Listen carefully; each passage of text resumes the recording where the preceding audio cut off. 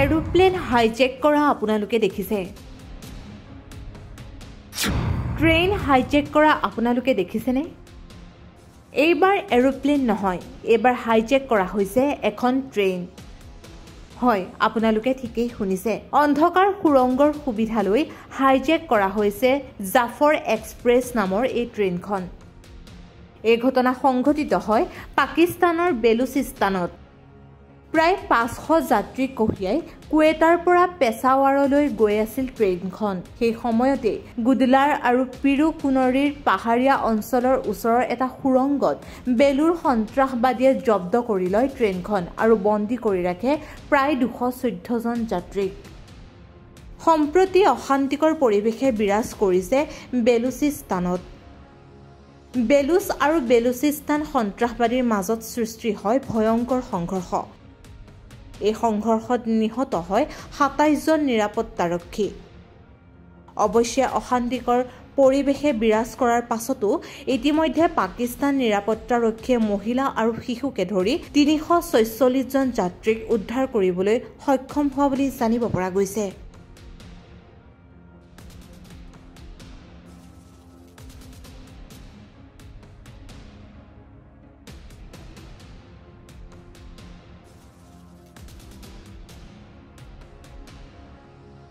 News Desk report, Rising Northeast.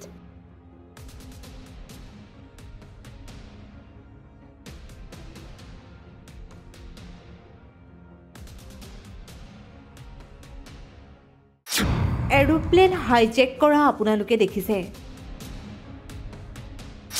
Train hijack কৰা আপোনালোকে দেখিছেনে এইবাৰ এৰোপ্লেন নহয় এইবাৰ হাইজেক কৰা হৈছে এখন ট্ৰেইন হয় আপোনালোকে ঠিকই শুনিছে অন্ধকাৰ সুৰংগৰ সুবিধা লৈ হাইজেক কৰা হৈছে জাফৰ এক্সপ্ৰেছ নামৰ এই ট্ৰেইনখন এই ঘটনা সংঘটিত হয় পাকিস্তানৰ বেলুচিস্তানত প্ৰায় 500 যাত্ৰী কঢ়িয়াই কুৱেটাৰ পৰা পেছাৱাৰলৈ গৈ আছিল ট্ৰেইনখন সেই সময়তে গুদলাৰ আৰু পিৰুকুনৰীৰ পাহাৰীয়া অঞ্চলৰ ওচৰৰ এটা সুৰংগত বেলুৰ সন্ত্ৰাসবাদীয়ে জব্দ কৰি লয় ট্ৰেইনখন আৰু বন্দী কৰি ৰাখে প্ৰায় 214 জন যাত্ৰীক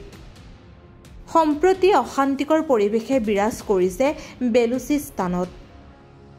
বেলুচ আৰু বেলুচিস্তান সন্ত্ৰাসবাদীৰ মাজত সৃষ্টি হয় ভয়ংকৰ সংঘৰ্ষ এই সংঘৰ্ষত নিহত হয় 27 জন নিৰাপত্তাৰক্ষী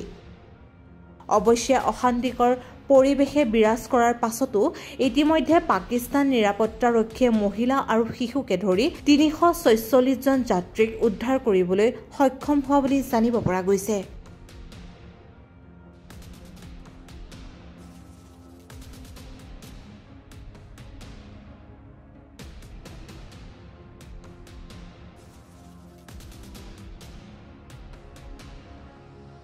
News Desk report, Rising Northeast.